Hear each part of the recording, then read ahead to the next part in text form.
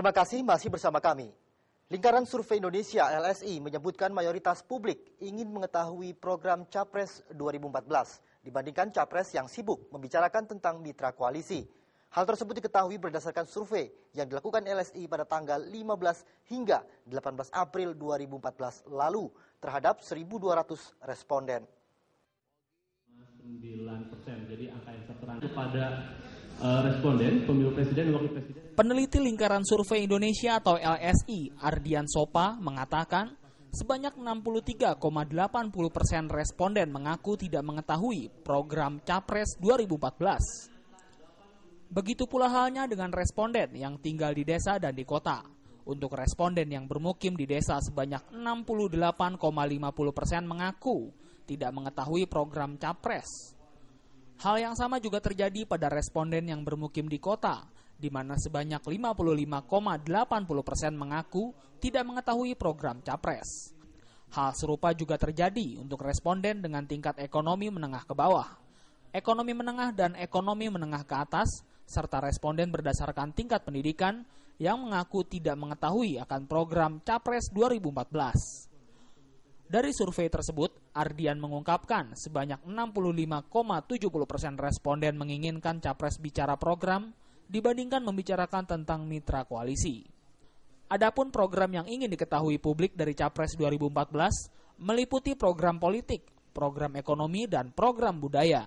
Jadi yang sebenarnya ingin diterima publik, jadi mayoritas publik ini berharap bahwa Capres ini adalah bicara program. Jadi angkanya sangat besar, 65,7%. Publik menginginkan bahwa Capres ini berbicara masalah program, visi misi dia, kemudian juga rancangan program dia kira-kira ke depan ketika misalnya jadi presiden akan seperti apa dan bagaimana.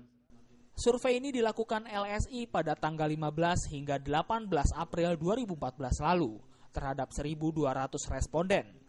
Metode yang digunakan yakni metode pengumpulan data melalui wawancara sekaligus fokus group discussion.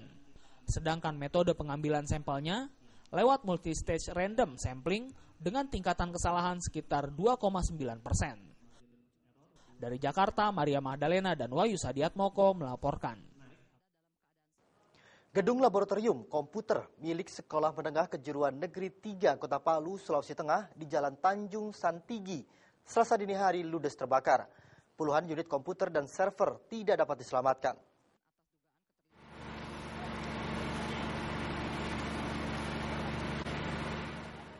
Awal api yang diduga bersumber dari hubungan singkat arus listrik ini melahap habis gedung laboratorium komputer Sekolah Menengah Kejuruan Negeri 3 Kota Palu, Sulawesi Tengah, sekitar 30 menit.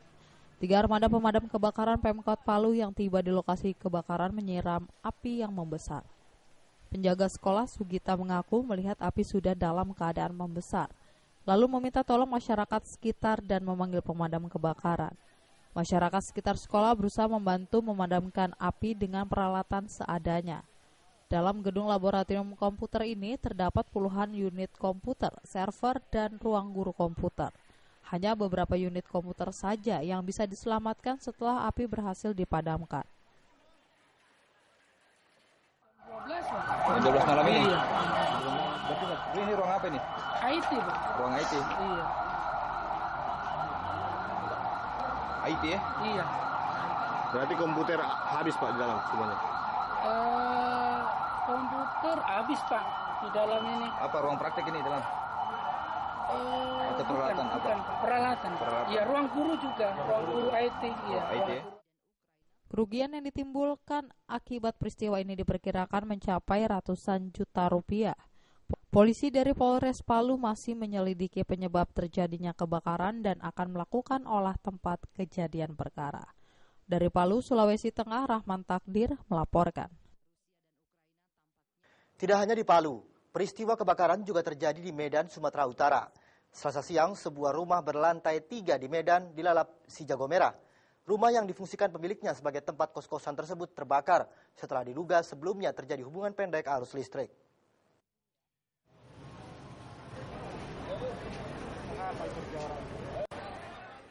Rumah yang difungsikan sebagai tempat kos-kosan yang terletak di Jalan Kapten Jumhana, Medan, Sumatera Utara ini terbakar setelah diduga terjadi hubungan pendek arus listrik di salah satu ruangan rumah berlantai 3 ini. Api yang pertama kali terlihat muncul dari lantai 2 rumah dengan cepat membesar dan menjalar di lantai 3 karena banyaknya benda-benda yang mudah terbakar di bagian dalam rumah yang diketahui dihuni lebih dari 3 keluarga.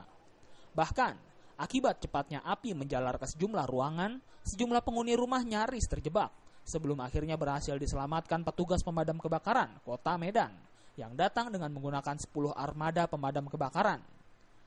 Menurut keterangan Kepala Kepolisian Sektor Medan Area, Komisaris Polisi Rama Putra, pihaknya berencana akan mendatangkan tim laboratorium forensik Polda Sumatera Utara untuk mengetahui penyebab pasti kebakaran, termasuk mengungkap dugaan unsur kesengajaan dalam peristiwa ini. Api berasal dari lantai 2, kemudian kita masih melakukan penyelidikan kira-kira apa penyebab maupun dugaan penyebab api. Namun demikian hasil pengamatan sementara untuk saat ini masih kerugian material, mudah-mudahan kerugian jiwa ataupun korban jiwa negatif. Namun kita masih lakukan upaya penyelidikan. Dalam kejadian ini menyebabkan pemilik rumah menderita kerugian hingga puluhan juta rupiah. Petugas pemadam kebakaran berhasil menjinakkan api berselang 1 jam setelah kejadian, setelah melakukan penyisiran hingga ke seluruh sudut rumah. Dari Medan, Sumatera Utara, Ferry Irawan melaporkan. Jangan beranjak dulu pemirsa, di segmen terakhir kami masih memiliki sejumlah informasi. Tetaplah bersama kami.